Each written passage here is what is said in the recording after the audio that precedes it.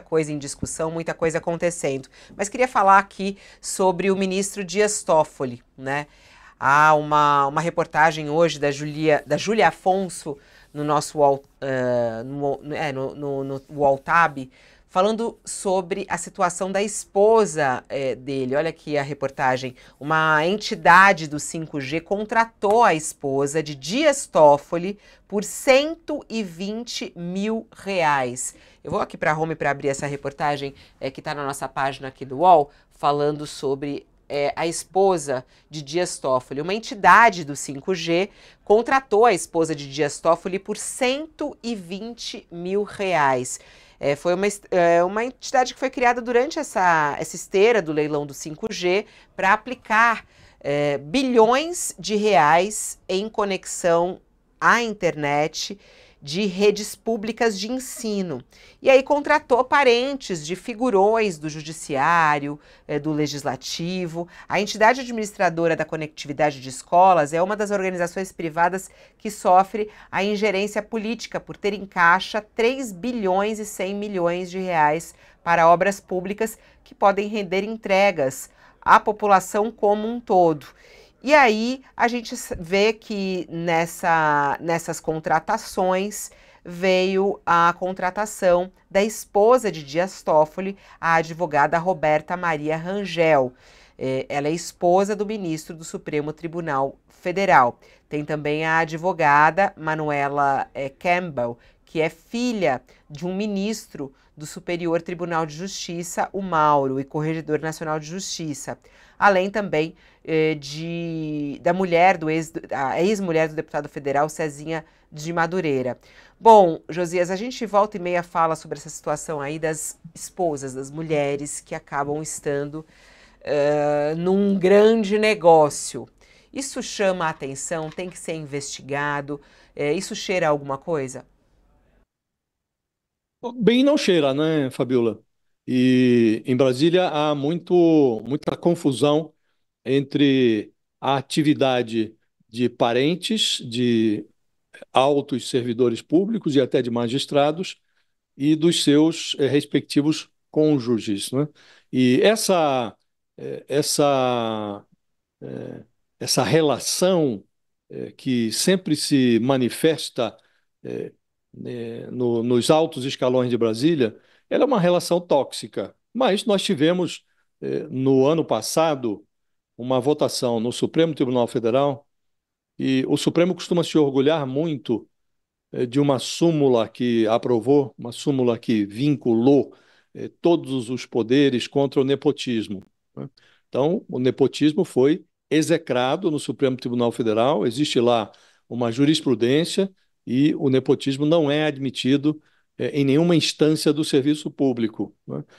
No entanto, o mesmo Supremo Tribunal Federal decidiu no ano passado, por 7 votos a 4, liberar eh, juízes, inclusive ministros do Supremo, para atuar em processos de clientes de escritórios de advocacia em cujos quadros atuem parentes desses mesmos ministros. Então, a Roberta Rangel, a mulher do Dias Toffoli, ela é advogada em Brasília. É como não é o único caso, a mulher do Gilmar Mendes também é advogada, e elas têm, há vários ministros do Superior Tribunal de Justiça que têm filhos advogando, e o razoável seria que, se uma dessas bancas de advocacia que tem nos seus quadros um parente do magistrado, que pelo menos o magistrado se desse por impedido de atuar naquele caso, né? Mas o Supremo não viu nada demais e liberou os ministros para atuar nesses processos, achou que essa regra, uma regra que impedisse magistrados de atuarem em casos assim, eh, seria rigorosa demais, muito difícil de controlar. Então, em vez de ajustar a prática à regra, elimina-se a regra. Então, se um tribunal superior, o Supremo Tribunal Federal, a quem cabe zelar pelo cumprimento da Constituição, libera geral os seus próprios magistrados e outros juízes para atuarem até em casos nos quais a causa envolva um cliente de um escritório que tem parentes dos ministros, se acontece isso, você imagine o que não pode acontecer numa atividade meio difícil de controlar como essa. Tem uma entidade que opera no negócio de 5G, que é um negócio bilionário, e aí contrata a Roberta Rangel. Não há de ter sido uma contratação gratuita, sem prejuízo do mérito que possa ter a advogada Roberta Rangel, a mulher do ministro Dias Toffoli, sem sem depreciar o talento da Roberta Rangel, mas é evidente, não é, Fabíola, que quem contrata os serviços da doutora Roberta sabe das suas relações, quem é o seu marido, onde trabalha o seu marido, assim também com outros magistrados, né? Aí mesmo está se mencionando a Manuela Campbell, que tem um grau de parentesco com o ministro do Superior Tribunal de Justiça. Então, essas contratações nunca são inocentes, não é? Mas o Supremo como que estimula esse tipo de relacionamento profissional, Fabiola, que, como disse, evidentemente não há aqui, é preciso analisar casos concretos e verificar se há o conflito de interesse. Agora, não é uma contratação inocente, não é? Quem contrata sabe quem está contratando, sabe quais são as suas relações, e quando isso acontece em Brasília, nunca é bom.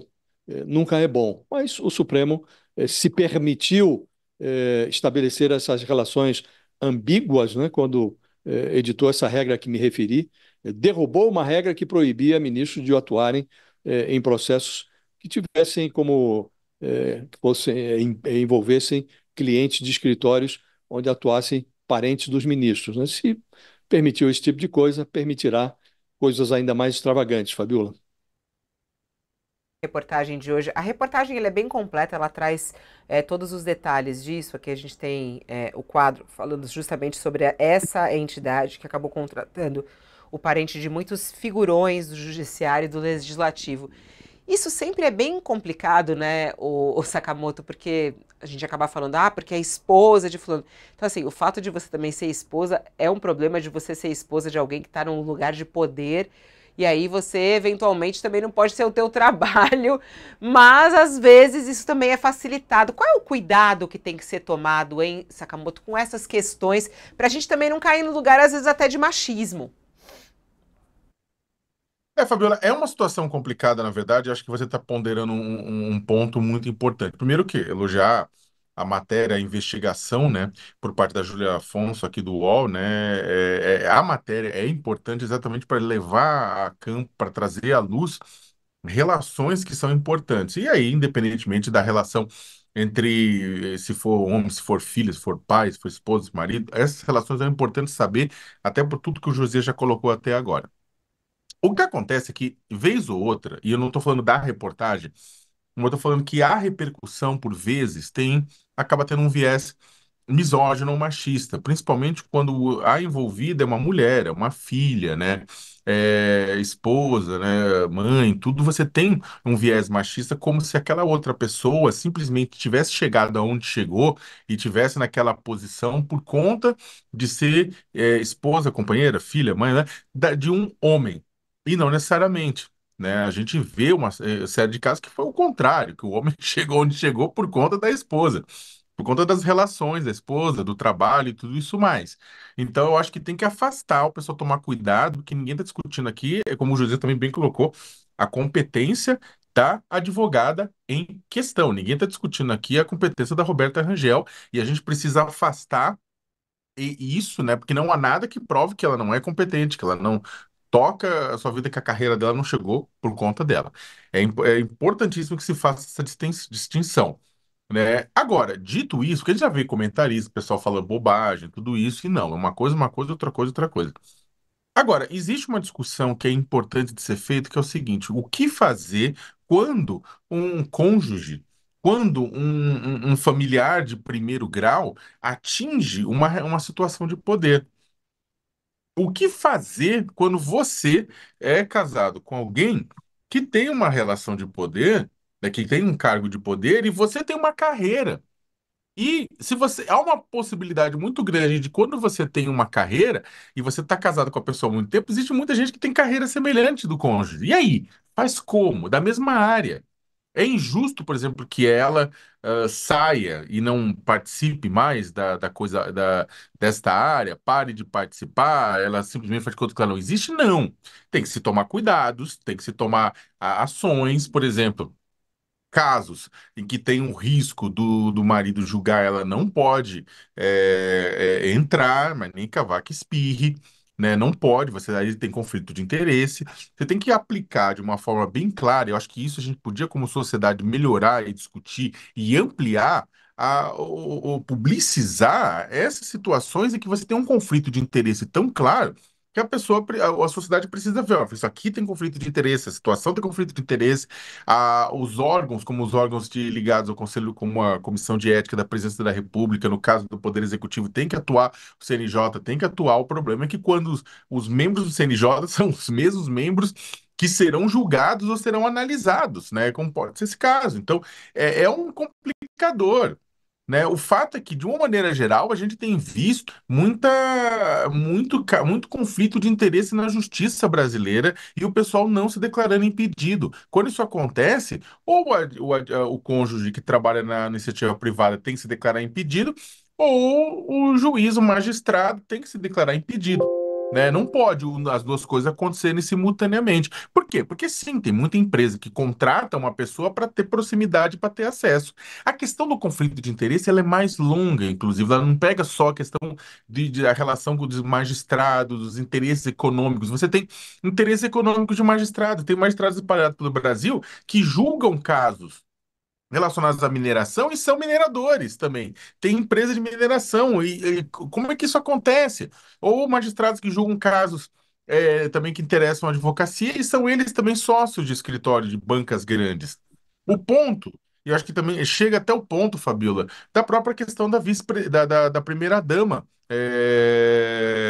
Janja da Silva. O que, na verdade, fazer? Existe uma discussão sobre ela que é clara, né? A Janja era uma profissional de qualidade antes de ser primeira-dama. No momento que chega a primeira-dama, ela faz o quê? Né? O Brasil espera o quê? Espera que ela seja uma pessoa que se dedique mais a cuidar da casa, como foi a Marisa Letícia, né? Ou mesmo a esposa de João Goulart, ou ela espera que você tenha essa pessoa seja uma pessoa que é uma figura pública, né? E acabe entrando também na discussão e participando e tudo isso mais. Então a gente precisa. Eu acho que o Brasil podia ganhar muito se fizesse exatamente um debate amplo sobre a questão dos conflitos de interesse, sabendo que existem realidades que não vão mudar. A pessoa não vai largar a sua profissão por o seu cônjuge ter assumido um cargo público, né? E por como conviver com essas duas coisas ao mesmo tempo, como garantir que exista que a gente não espanque a realidade, mas também não espanque a ética. Por exemplo, a Janja ela não tem, ela não é meio quase que pueril achar que ela vai ficar 4 anos sem dar uma opinião no ouvido do marido, sabe? Que é por quê? Porque ela é a pessoa mais próxima do Lula. Entendeu? E a gente não tem regulado quais são as funções da primeira-dama e quais são a estrutura que ela eventualmente pode ter. E na mesma coisa, precisamos ir mais fundo com relação à questão dos conflitos de interesse do judiciário, né? Expondo, garantindo transparência. Porque se também esperar que o CNJ vá agir, muitas vezes ele vai proteger a própria categoria. É isso. Ó, o pessoal falando, Fabiola, mas como assim? Você falou machismo, mas eu acho que o Sakamoto falou muito bem e respondeu do que eu estava querendo dizer. É preciso só ter esse cuidado e essa cautela, né? Porque é isso, a mulher, você é mulher do fulano, você não pode ter a tua carreira, teu escritório. É preciso ter esse cuidado, mas às vezes tem os interesses. Então é preciso ter investigação, ter transparência em relação a tudo isso. E é isso que a reportagem mostra, na verdade. A reportagem mostra exatamente esse ponto, os cuidados e os alertas que são feitos diante desse beneficiar, né, de beneficiar alguns profissionais. Bom, agora 12:03, queria voltar aqui na história, um dos assuntos hoje mais falados, tá todo mundo comentando até agora aqui no nosso chat. Silas Malafaia vai pra cima de Bolsonaro e fala: que líder é esse? Covarde, não foi um líder que prestou nesse primeiro turno. O filho do ex-presidente Jair Bolsonaro, o senador Flávio Bolsonaro já respondeu a Silas Malafaia.